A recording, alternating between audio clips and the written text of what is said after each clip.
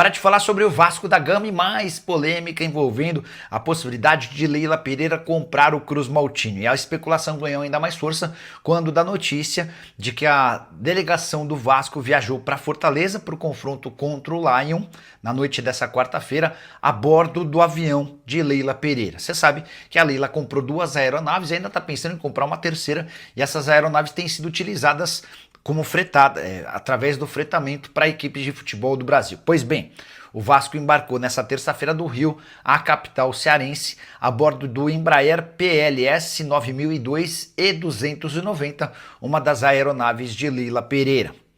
Importante registrar que o Vasco já havia se utilizado desse tipo de fretamento em outros momentos, até aí nada de muito novo.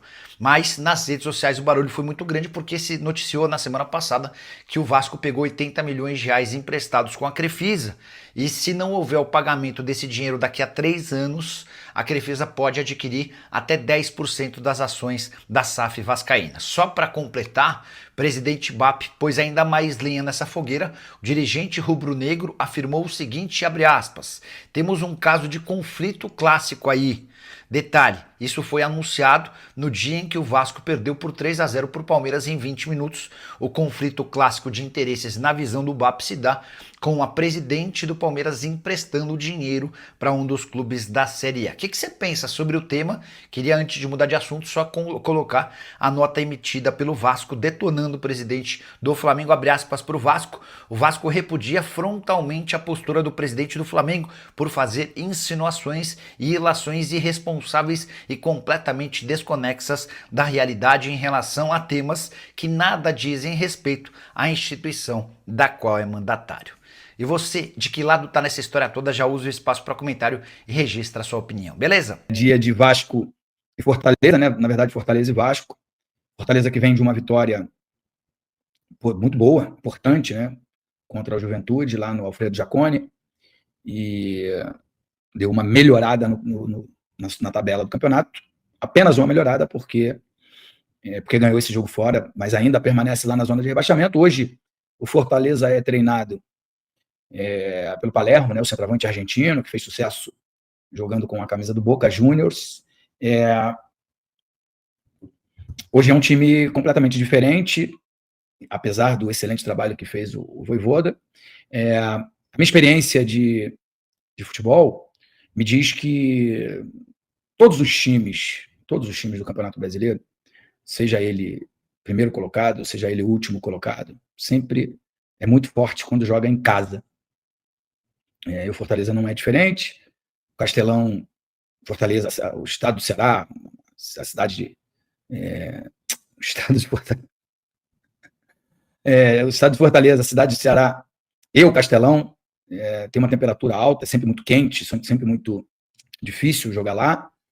E os jogadores do Fortaleza são praticamente os mesmos que fizeram sucesso aí nos últimos 4, 5 anos, em que o Fortaleza teve uma boa performance no Campeonato Brasileiro, chegou a Libertadores, acho que 2 seguidas, e esse ano o trabalho meio que desandou lá sobre o comando do argentino Vojvoda, e o clube decidiu pela demissão do Vojvoda, e agora chegou o Martim Palermo. E o Fortaleza permanece aí com, pelo menos, a grande maioria dos seus principais jogadores. Então é um adversário muito difícil. Embora é um adversário que não viva um bom momento no Campeonato Brasileiro, encara o Vasco, que vive um bom momento no Campeonato Brasileiro, independente aí da vitória apertada contra a Vitória da Bahia, a derrota contra o Palmeiras. Eu acho que o Vasco tem uma sequência aí de 8, 9, 10 jogos muito positivos, contando com os jogos da Copa do Brasil. Então, é um jogo super difícil, mas que o Vasco tem todas as condições de chegar lá e vencer. Vale a pena lembrar que no turno foi a estreia do Fernando Diniz dirigindo a equipe do Vasco da Gama. O Vasco fez um 3-0 até uma certa facilidade, com 2 gols do Verratti. E hoje há a possibilidade do argentino, né, Pablo Verratti, estar no banco de reserva, para que o Vasco tenha velocidade pelo lado do campo, explorar o contra-ataque, todas essas essas histórias que a gente ouve, mas não tem certeza que é essa a verdadeira intenção do Fernando Diniz. Por quê? Porque o Andreas Gomes ele entrou muito bem no jogo contra o Vitória, e mudou a cara do jogo.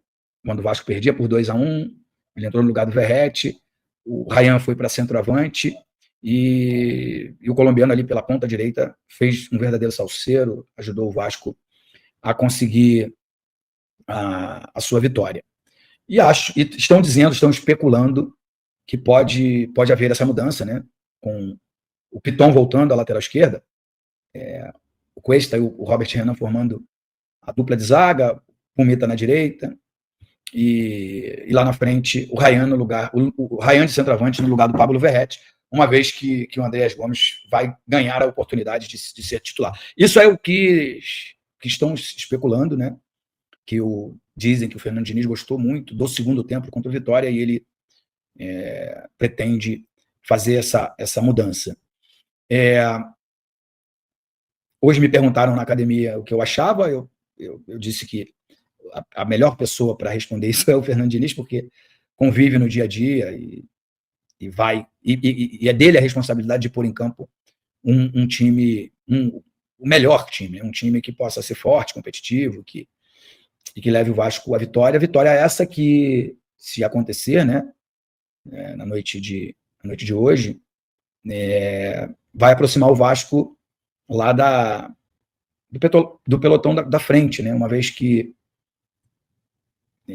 Cruzeiro pode ser o campeão da Copa do Brasil e abrir mais uma vaga a Libertadores, Flamengo e Palmeiras, provavelmente um desses deve ser o campeão brasileiro, e provavelmente um desses também deve ser o campeão da Copa Libertadores.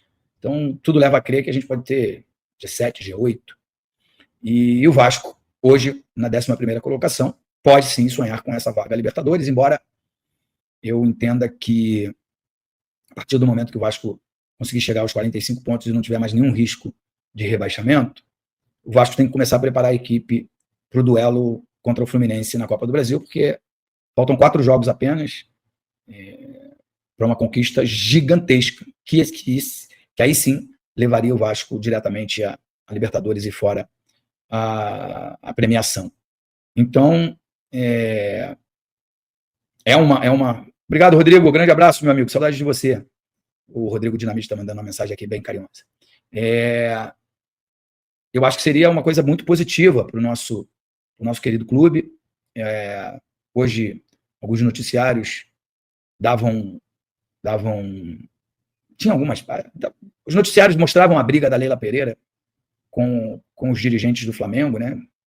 E isso envolveu o Vasco diretamente, porque falava que não era ético o anúncio do empréstimo em relação à Crefisa, a empresa da Leila Pereira, ao Vasco da Gama, exatamente no dia do jogo. Nós já falamos sobre isso lá atrás, mas o que eu quero dizer é que tem tanta coisa antiética que é falada, só que elas não ganham eco. Não ganham eco quando elas são relacionadas negativamente ao clube aí queridinho da imprensa.